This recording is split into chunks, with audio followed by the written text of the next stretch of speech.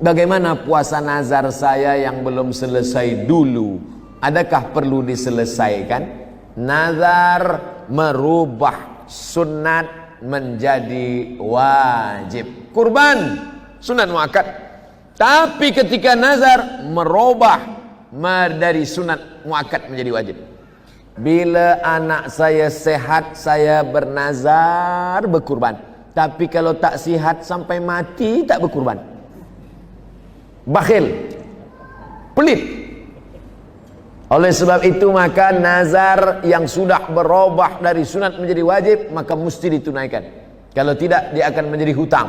Siapa yang bernazar puasa, bila saya nanti dapat kerja ini, boleh menikah dengan ini, dapat rezeki beli rumah ini, beli kereta ini, saya puasa 10 hari, meninggal, maka puasanya itu wajib diqadha oleh ahli warisnya. Man mata, sesiapa yang mati, wa alaihi siyamun, dia punya utang puasa, sama anhu waliyuhu, ahli warisnya. Dalam kitab syarah hadis ini dikatakan yang dimaksud ini puasa nazar pun masuk. Puasa Ramadan apalagi, puasa nazar wajib diqadha oleh ahli waris. Dalam kitab Majmu' Syarah Muhadzab Imam Nawawi, kata Imam Al-Baghawi, dikutip, diambil nukil pendapat Imam Syafi'i, kalau ada orang bernazar, saya bernazar iktikaf 10 malam, selepas dia bercakap mati dia, istrinya atau ahli warisnya tahu, maka 1 malam iktikafnya itu wajib dibayarkan 1 mud beras, 1 mud makanan, qut makanan. Bila dia orang Makkah, gandum, zabib, qamh, tamar wajib dibayarkan 1 mud. 1 mud itu 7 ons, 750 gram, wajib dibayarkan. Kalau tidak maka menjadi hutang. Ini dalil tentang wajib membayarkan nazar walaupun sudah mati meninggal dunia. Apalagi hidup, itu maksud saya. Sedang mati aja wajib dibayar, apalagi hidup. 1. Betulkah binatang korban jadi tunggangan di akhirat nanti? Nanti bila kita berkurban, maka binatang ini nanti akan menjadi tunggangan kita di akhirat. Ada hadis, ada pendapat ulama, ada ijtihad ulama. Ada seorang ulama yang tidak mau, pokoknya dia kalau sudah keluarkan fatwa tak boleh tawar-menawar. Berkurban mesti 7 orang dalam 1 ekor lembu. Bagaimana kalau ditambah dengan kambing? Oh, tak boleh, karena nanti dia akan tunggangan dia lembu. Kita sekarang berhadapan dengan orang yang rasional. Saya tak nak 1 lembu dengan awak lah. Dia berpikir. Ini memahami targhib wa tarhib, motivasi. Targhib bagi motivasi, tarhib membuat takut. Jadi cerita tentang hewan kurban menjadi tunggangan itu ada dalam kitab.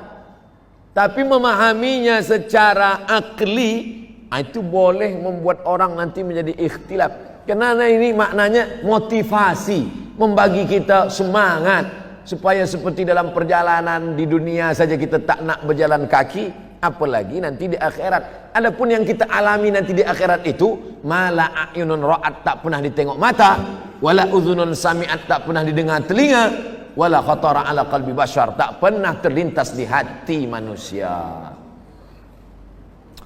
2. Korban itu fadilatnya apa?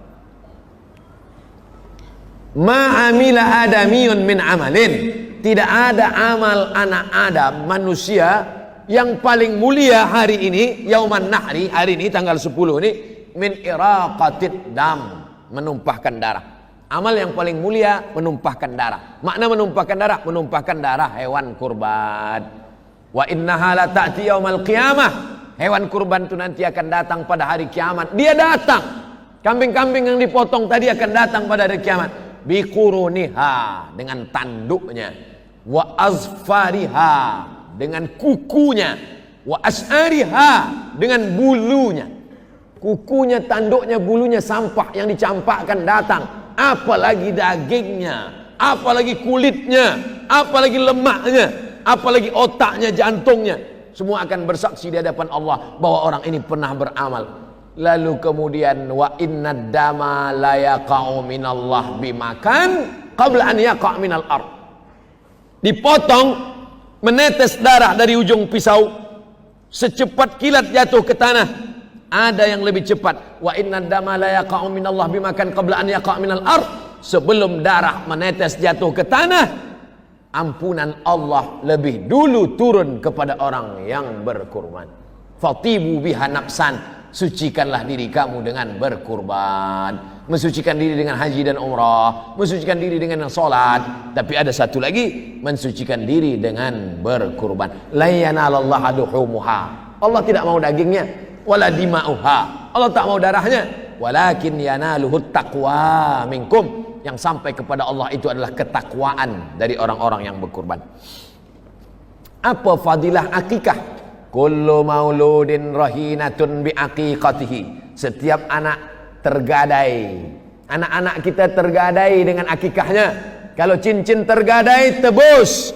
Kalau kereta tergadai, tebus. Bagaimana menebus anak yang tergadai? Tulbahu anhu yauma sabi'ihi, sembelihkan kambing hari yang ketujuh. Yuhlaku, cukurkan rambutnya. Wa yusamma, kasih nama yang elok, yang baik. Laki-laki 2 ekor kambing, perempuan 1 ekor, mazhab Syafi'i. Mazhab yang lain kita ikut afdal mazhab Syafi'i. Lalu kemudian setelah itu bagaimana harinya? Afdal 7. 7 tak boleh, 14. Hari ke-14 pun tak boleh, 21. 21 pun tak juga tak boleh. Busy, sibuk, tak ada macam-macam. Tak usah tengok tarikh lagi. Sebulan, 2 bulan, setahun, 2 tahun. Saya dah 50 tahun ustaz. Dulu masa kecil belum ada akikah. Sekarang buat akikah. Oh sekarang tak usah dulu sebab banyak kambing. Tunggu agak sebulan 2 bulan, beli kambing akikah. Umur 50 tahun. Tapi potong kambing saja. Jangan nak minta ayun. Nah, dulu orang akikah diayun. Umur 50 diayun, patah tiang ayun. Minta nasihat bagi orang yang selalu meninggalkan mengambil ringan tentang salat. Man taraka salata muta'ammidan, siapa yang meninggalkan salat secara sengaja, faqad kafara jihara, maka kafirlah dia secara nyata. 2, la kafarata laha illa dzalik, salat tak boleh ditebus dengan haji, salat tak boleh ditebus dengan zikir. La kafarata laha, tak ada yang dapat membayar salat kecuali salat itu sendiri. Mazhab 4 sepakat, Hanafi, Maliki, Syafi'i, Hambali, salat yang lama-lama dulu wajib diqadha, wajib diganti.